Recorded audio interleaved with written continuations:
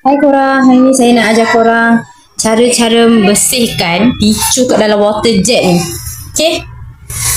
Kat dalam water jet ni, sebenarnya kita orang selalu dapat soalan. Kenapa kita orang dah pasang water jet ni, katakan air tak nak keluar? Kenapa ya? Oh, sebabnya rupa-rupanya kita, korang semua tak perasan kat dalam lubang kecil ni ada habuk tau. Selalu punca dari lubang ni. So kita kena buat apa?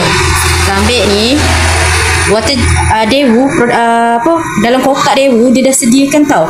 Dekat belakang buku dia. Manual dia ni dia dah sediakan. Korang just tarik benda ni. Nampak ni kan? Nampak lubang kecil tu kan? Korang cocok je.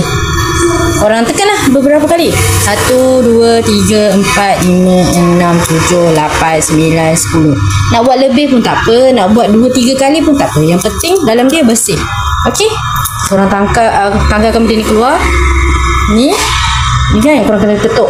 1, 2, 3. Ni untuk make sure kan semua habuk yang ada kat dalam ni keluar. Okey? Lepas tu lepas korang dah buat pembersihan ni, korang pasang balik. Berkemungkinan besar air akan berjalan macam biasa. Okey, selamat mencuba.